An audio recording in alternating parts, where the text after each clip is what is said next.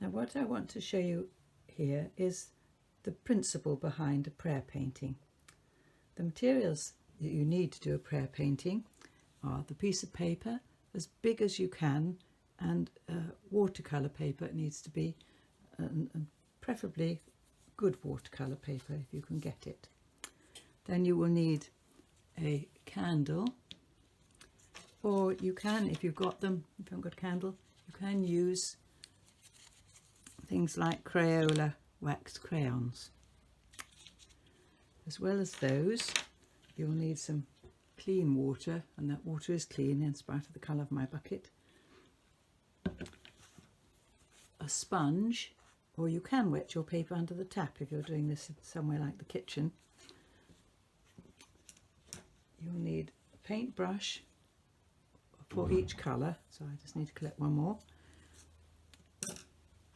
And in this demonstration I'm going to use 3 colours in this very elegant palette.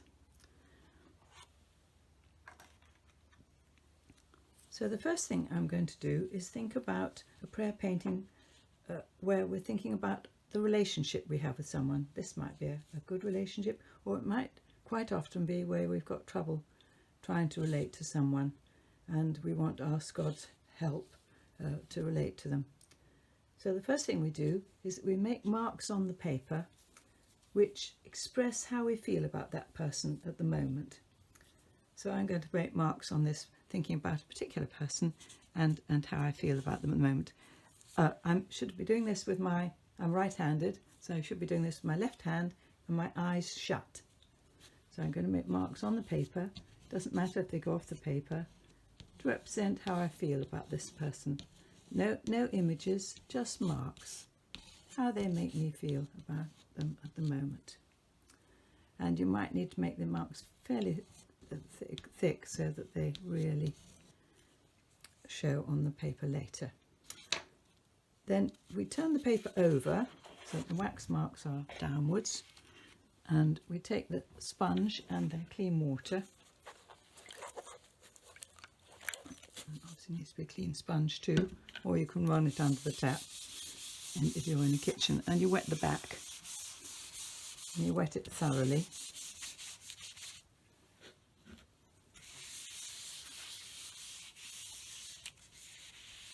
And then you turn it over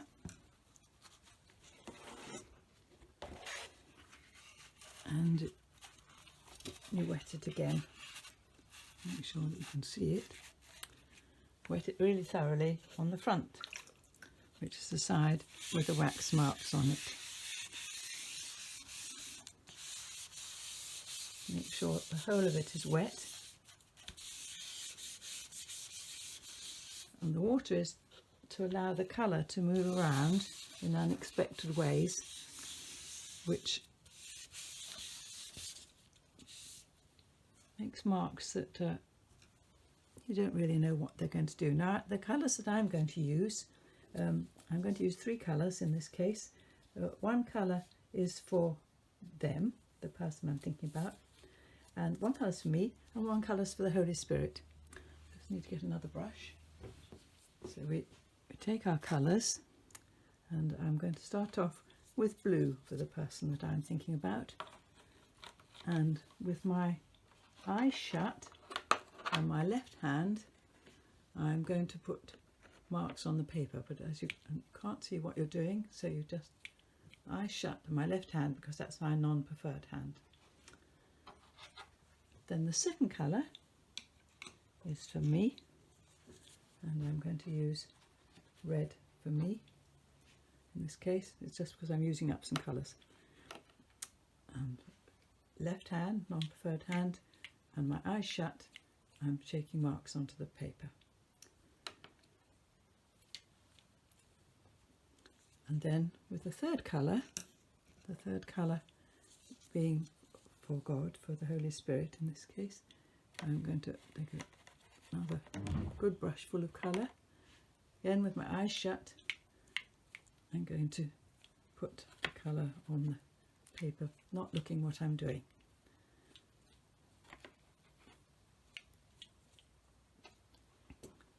And put the paint away. And at this point you watch and see what's happening to the colours. You just sit and watch. As somebody once said, prayer painting is rather like watching paint dry. And as the paint dries, well, initially you'll see that, I don't know whether you can see, that there's a coggle here, because the paper has got all the wet on. It coggles up, and this does unexpected things to the paint, which is all part of the process of prayer painting. And in time you'll end up with a dry image, which will look quite different from this original one. So you can, if you want, take photographs to watch it as it progresses, so that if there's just an image which comes and goes, which tells you something which is important, you've got a record of it. And at the end of a prayer painting you can then make a picture of or some sort of record in your journal. It might be a picture, it might be a photograph, it might be some words, or it might be whatever is in your mind. But I'll bring the camera down a bit and show you a little bit what's happening closer up. You'll see there are all sorts of things happening. Do you see how the yellow is moving through into the other colours? And over here you've got the reds and things. All sorts of things are going on. So you need to sit with this often for maybe 20 minutes or longer. Sometimes people find they sit watching them for an hour or more, and then let them dry.